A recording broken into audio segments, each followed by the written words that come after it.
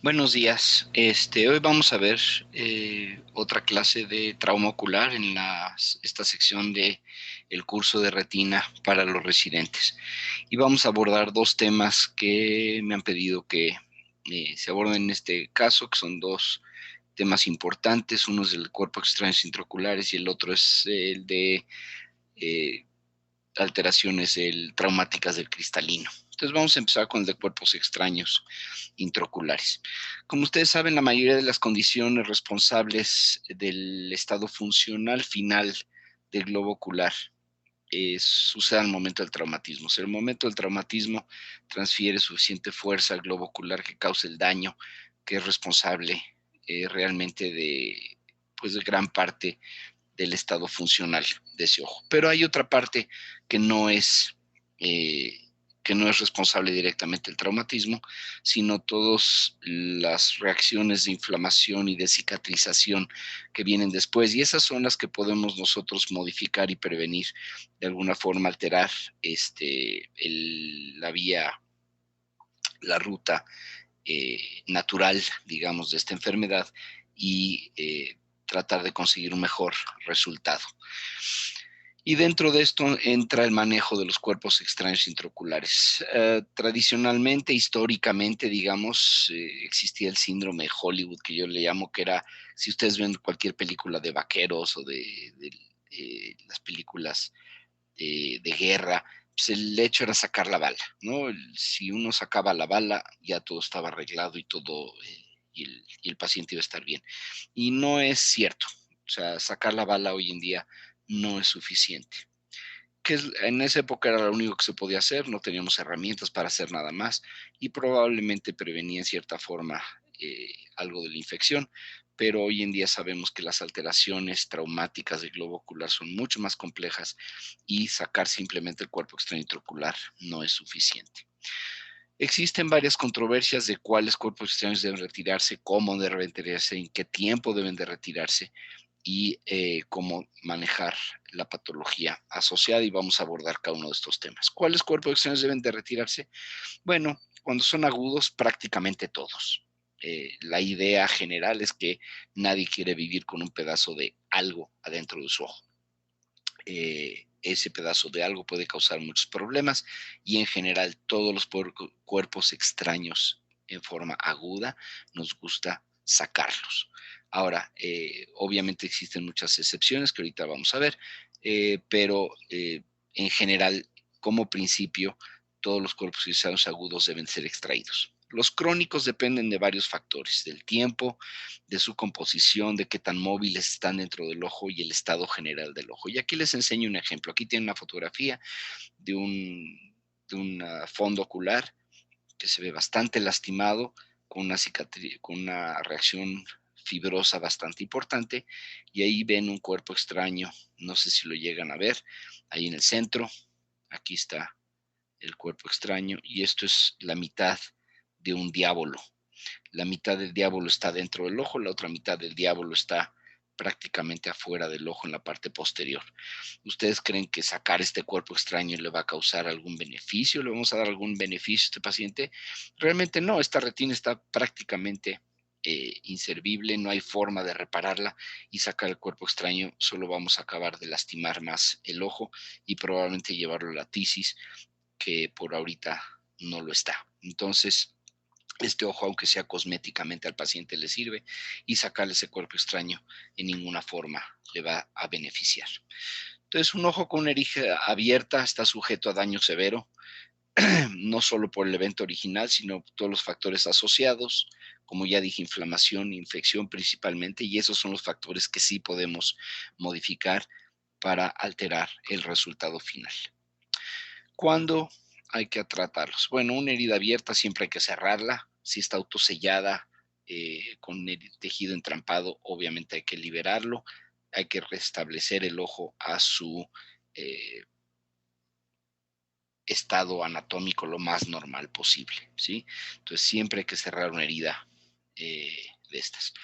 Entonces, si tiene una herida abierta y la vamos a cerrar, en el mismo momento puede contemplarse la posibilidad de sacar el cuerpo extraño.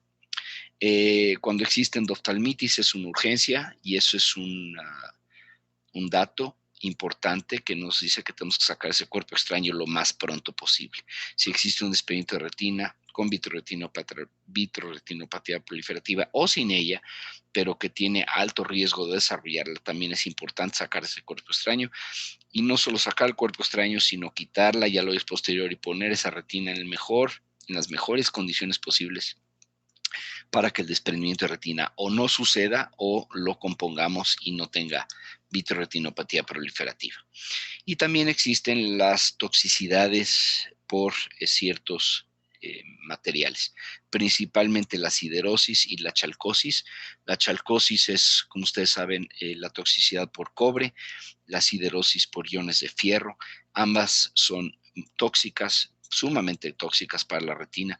La chalcosis es mucho más rápida, es fulminante prácticamente y es difícil a veces diferenciarla de una endoftalmitis. La siderosis es mucho más lenta, pero a la larga causa un daño también bastante severo a la retina. Entonces, no son los únicos dos minerales que son tóxicos. El aluminio puede ser tóxico, el plomo puede ser tóxico, magnesio y manganeso pueden ser tóxicos, pero estos son los principales que vemos con toxicidad a la retina. En cuanto a la endoftalmitis traumática, la incidencia es bastante común, sobre todo con lo que consideramos cuerpos extraños intraoculares contaminados. ¿Qué quiere decir eso? Bueno, cuerpos extraños que son primero vegetales, material biológico y que sucede principalmente en un medio rural. Entonces, estos son cuerpos que se consideran contaminados y esos generalmente tienen cerca del 30% de incidencia de endoftalmitis. En una serie que nosotros hicimos en la Ciudad de México hace ya varios años, la incidencia de endoftalmitis en ojos abiertos era de 2.21%, pero esto no considera, esto es ojos abiertos en general, no necesariamente cuerpos extraños intraoculares. ¿Qué factores de riesgo hay para presentar una endoftalmitis? Bueno, como ya dijimos, tener un cuerpo extraño intraocular es un factor de riesgo. Retraso en el cierre de la herida, por eso es importante cerrar las heridas a la brevedad posible. Si el accidente sucedió en un ambiente rural, también es una causa importante de baja de alto riesgo de endoftalmitis. Y curiosamente, si existe ruptura de la cápsula cristaliniana, o sea, si hay material cristaliniano en la cavidad vítrea, por alguna razón, y realmente no se sabe por qué, pero por alguna razón sí tiene más incidencia de endoftalmitis.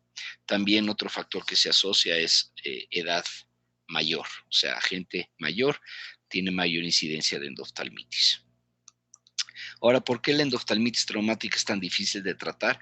Bueno, porque estamos tratando con diferentes organismos a los que estamos acostumbrados y en ocasiones múltiples organismos que están infectando al ojo al mismo tiempo, que tiene un daño traumático asociado, o sea, no es la pura endoftalmitis, sino también existe un daño anatómico asociado que también trae un peor pronóstico y muchas veces existe un retraso en el diagnóstico y manejo porque la inflamación asociada a la endoftalmitis se confunde con la inflamación asociada al evento traumático. Entonces, frecuentemente estamos viendo estos pacientes y no sospechamos la endoftalmitis hasta que ya está demasiado avanzada. Aquí hay una comparación de los agentes causales. Estas estadísticas son de un artículo en particular. Hay otros que ponen los números un poquito diferentes, pero con lo que le llama la atención es que el estafilococo epidermidis, que sigue siendo un factor importante en la endoftalmitis traumática, se asocia a otros microorganismos tipo bacillus, por ejemplo, y a hongos que son muy poco frecuentes en las endoftalmitis postquirúrgicas. Entonces, aquí tenemos una serie de microorganismos que no estamos acostumbrados a manejar en las endoftalmitis postquirúrgicas, que son más comunes y es lo que habitualmente manejamos en hospitales.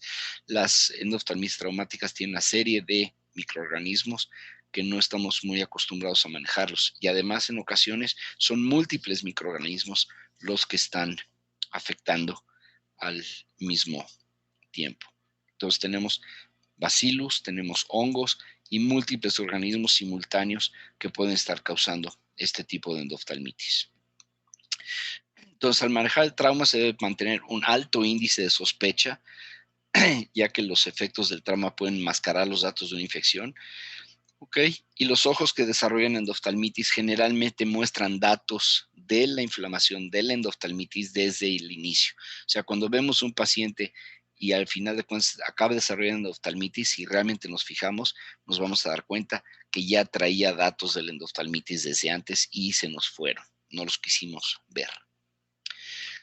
Entonces, hay que sacar los cuerpos extraños? Bueno, probablemente no es tan importante retirar el cuerpo extraño en un momento determinado, siempre y cuando sea razonable y se haya descartado la posibilidad de una endoftalmitis. El problema es que siempre hay que sospechar que un paciente puede tener una endoftalmitis. Entonces, de ahí la idea de que los cuerpos extraños intraoculares deben de retirarse lo más pronto posible. Si a ustedes les llega un paciente que ya trae un cuerpo extraño intraocular por una semana, pues realmente esperarse otra semana no les va a causar ningún problema porque ese cuerpo extraño ya no causó una endoftalmitis, pues, si no la tiene manifestada desde que llega, y esperarse unos días más para sacar ese cuerpo extraño no le va a causar ningún problema si es que no trae el problema ya desde que ustedes lo ven.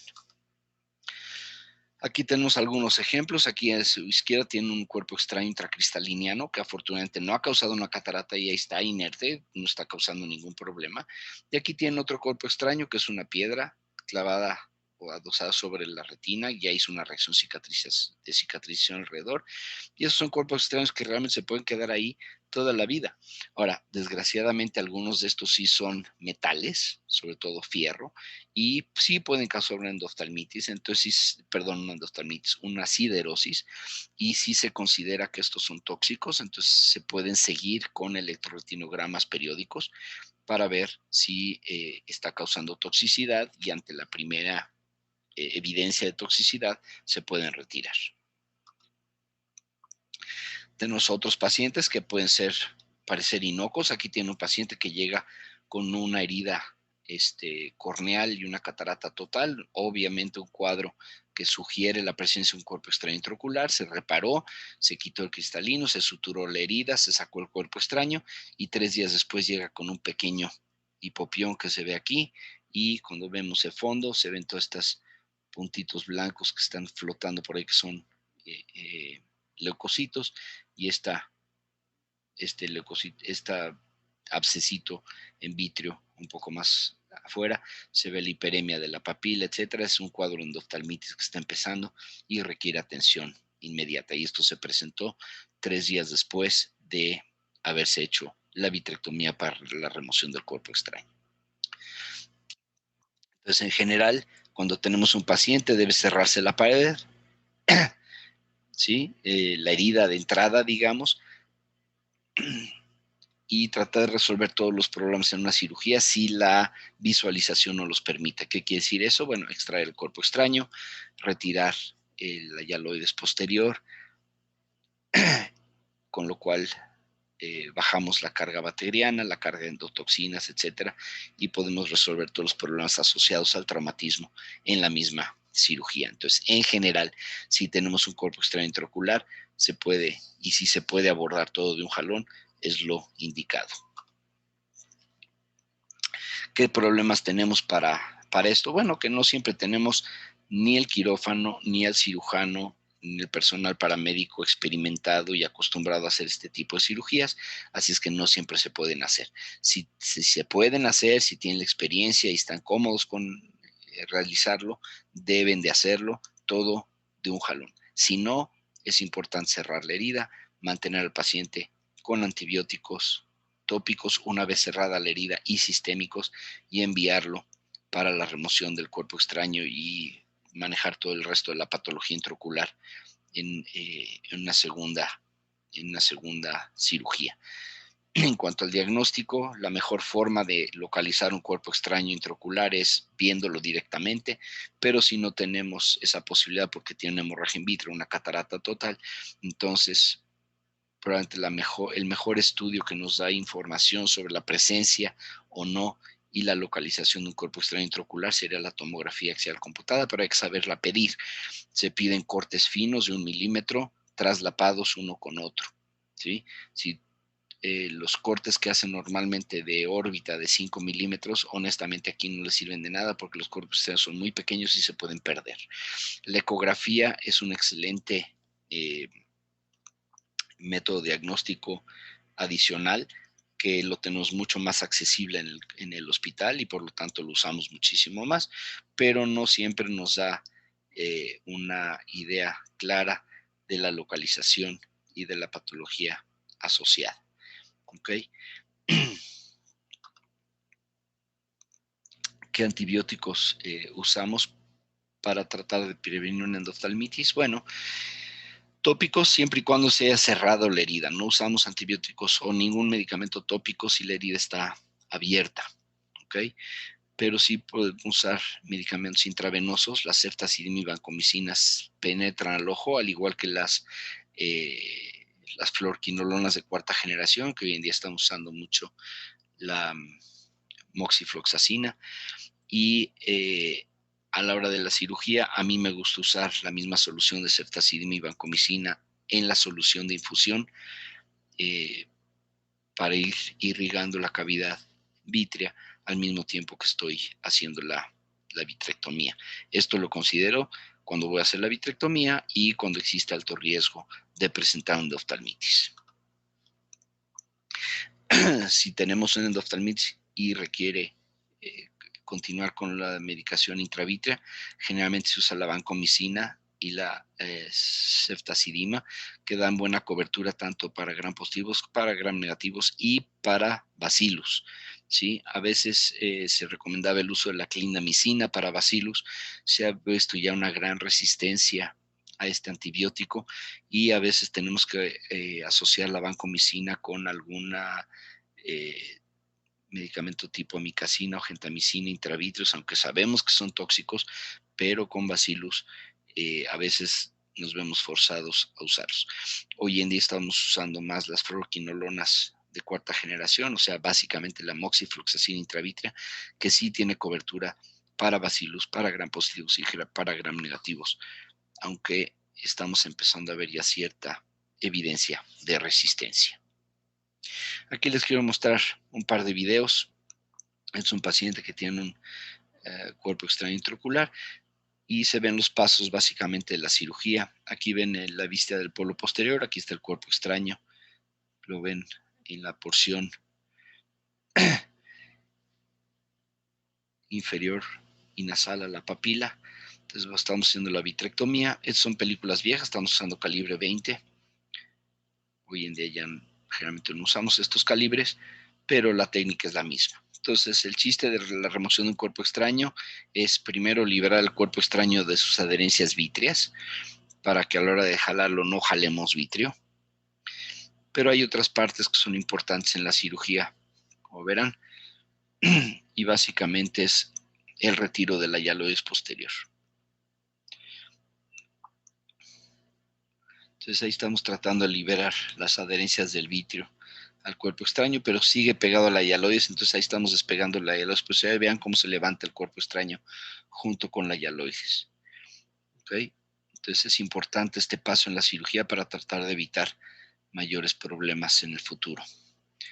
Básicamente vitreoretinopatía proliferativa. Entonces una vez que está liberado el cuerpo extraño lo podemos sacar, en este caso es un cuerpo extraño magnético, lo cual retiramos con el imán de tierras raras, que ya lo veremos en un momentito.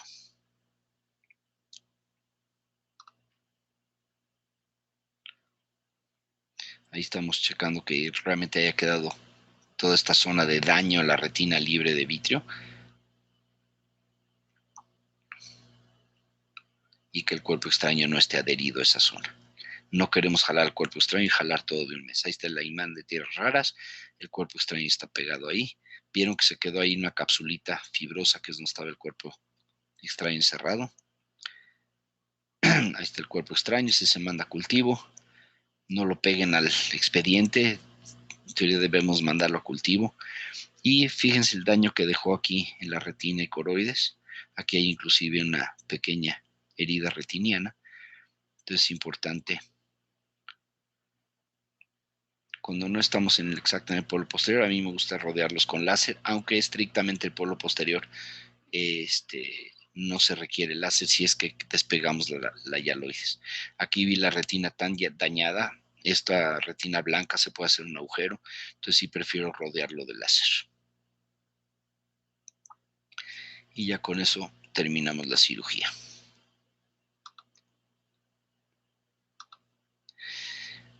Aquí hay otra vitrectomía bastante ilustrativa. También es un paciente con un cuerpo extraño intraocular. La herida de entrada está aquí. Todo esto sinequiado. Tiene una catarata que estamos retirando por vía pars plana. Básicamente masas cristalinas. Si se fijan, aquí no tengo la iluminación, sino tengo una cánula de irrigación, que es una aguja básicamente. Esta cánula de irrigación está conectada, pero no está prendida, o sea, no está pasando infusión por aquí porque no puedo ver la punta. Hasta que no puedo ver la punta, entonces la prendo. Y a la hora de estar quitando los restos de masas cristalinianas y restos de la cápsula, nos damos cuenta que tiene este material blanquecino aquí en la pars plana, que obviamente no es normal. Este paciente no tenía datos de endoftalmitis, sin embargo aquí ya tiene estas masas blancas en pars plana, que obviamente sí son inflamatorias y sí pensamos en una endoftalmitis, y ahorita lo van a ver cómo se ven. Vean este vitrio, todo blanquecino. Digo, a través de la catarata no se veía, pensamos que era la catarata, no había datos de inflamación. En cámara anterior, fuera de lo que pensamos que era normal para el traumatismo. Sin embargo, vean las colonias, los acúmulos aquí, pequeños abscesos sobre la retina, por lo cual hay que quitar la hialoides posterior. Es importante la remoción de la hialoides posterior, si no, estos abscesos y estos donde están estas bacterias, no llegan los antibióticos a las concentraciones que necesitamos. Es muy importante en los pacientes, si la retina está sana, quitar la hialoides posterior, tanto para evitar una vitreoretinopatía proliferativa como para manejar la endoftalmitis. Vean todos los infiltrados celulares que hay aquí en los vasos sanguíneos periféricos, que son datos obviamente, de una inflamación, de una infección. Ahí estamos liberando el cuerpo extraño, ¿sí? Hay que liberarlo de todas sus adherencias para poderlo quitar. Entonces, fíjense, vean todos los infiltrados celulares que hay aquí alrededor de los vasos. Este es un cuerpo extraño que es una piedra, entonces lo estamos quitando con las pinzas de cuerpo extraño. Los retiramos, se manda a cultivo, deben de mandarse a cultivo todos estos cuerpos extraños. Y con eso terminamos la cirugía. En ninguno de estos, obviamente estamos infundiendo antibióticos en el intravitreos. Entonces, en conclusión, la vitrectomía temprana minimiza los riesgos de endoftalmitis y de chalcosis. ¿Es una cirugía más complicada? Pues sí, porque no siempre podemos ver todo lo que queremos, etcétera, pero debe de tratar de hacerse, y lo único que nos impide generalmente hacerlo son los problemas de infraestructura, que no siempre tenemos el equipo o el personal o la experiencia del quirófano, del cirujano, para hacerlo en ese momento. Ahora vamos a ver las lesiones traumáticas del cristalino. La luxación del cristalino está causada básicamente por la fuerza contusa del trauma, y esto hace que la zónula se rompa, tanto en forma parcial o total, y eso nos puede causar una subluxación o luxación del cristalino, y frecuentemente está asociado a otras alteraciones. O sea, si tenemos una alteración suficientemente fuerte, una fuerza suficientemente intensa que causa la ruptura de la zónula, frecuentemente causa otras alteraciones como fracturas en el ángulo, o sea, una recesión angular, ciclodiálisis, etcétera. La luxación puede ser interna, o sea, la cavidad vítrea, cámara anterior, o el espacio subretiniano o subcoroideo, donde se han visto, o externa, o sea, de plano abrirse el ojo y encontrar el cristalino subconjuntival, o de plano perdido. Se asocia, como ya dije, a varias otras alteraciones, a edema corneal, inflamación, elevación de la presión intraocular, ya sea por la presencia del cristalino, por la inflamación o por el daño al trabéculo, hemorragias in vitro, etcétera. O sea, hay una serie de alteraciones que frecuentemente acompañan los problemas de la luxación del cristalino por la fuerza contusa que lo produjo. Y el cristalino luxado en general debe ser extraído, ¿sí? Es muy raro que podamos dejar un cristalino luxado sin problemas. ¿Cuáles son las urgencias de esto? Bueno, que puede causar un bloqueo pupilar. El cristalino se puede luxar a cámara anterior, causando daño al endotelio corneal. Puede causar una inflamación severa si la cápsula está rota o si el cristalino está fragmentado. Ahora, ¿cómo lo quitamos? En general preferimos hacerlo con vitrectomía. En pacientes jóvenes, el puro instrumento de vitrectomía generalmente es suficiente. Si no, podemos usar facofragmentación, generalmente a través de una incisión calibre 20, ya que no tenemos facofragmentadores pequeños. Y se puede, si se considera muy duro, podemos considerar la remoción vía limbo con presión contra presión, con cucharilla o con crioterapia, depende lo que tengamos a la mano y con lo que tengamos mayor experiencia. Antes de operarlos nos gusta manejar muy bien la inflamación lo mejor posible, manejar la presión intraocular, tener un reposo para que el cristalino no se esté moviendo de un lado para otro y se pueda luxar a la cámara anterior y causarnos más problemas. ¿Ok? ¿Cómo lo manejamos? Generalmente con vitrectomía. Podemos posicionar al paciente, ponerlo boca abajo para que el cristalino se vea en la cámara anterior y fijarlo ahí. Existían unas agujas, inclusive que se atravesaban por pars plana para tratar de mantener el cristalino en esa zona y no se fuera hacia la cavidad vítrea de nuevo. Podemos hacer una lesectomía en la cavidad vítrea o usar líquidos pesados y viscoelásticos para desplazarlo hacia adelante. Aquí les enseño una técnica que describí hace ya varios años, donde usamos líquidos pesados para flotar el cristalino, pero si ven el cristalino generalmente se va hacia la orilla de la burbuja de líquidos pesados y eso hace que sea difícil manejarlo. Además queda muy libre en la cavidad vítrea y no siempre podemos manejarlo adecuadamente. Entonces, y generalmente quedan pedacitos de estos de cristalino. Entonces yo diseñé esta técnica donde pongo líquidos pesados para flotar el cristalino, pero no solo eso, sino que pongo una dona de viscoelástico aquí alrededor para centrar el cristalino en la cavidad vítrea y poderlo manejar de esa forma. Aquí los fragmentos de cristalino que se quedan atrapados en el viscoelástico y no se van hacia la retina, se hace mucho más seguro quitarlos. Entonces aquí estamos poniéndose líquidos pesados, vean cómo el cristalino se va hacia la orilla y después metemos viscoelástico, toda una dona alrededor para tratar de centrar el cristalino en la cavidad vítrea. Y ya con eso se hace mucho más fácil manejarlo. Ven cómo se queda ahí centrado y ahí podemos ya manipularlo como necesitemos.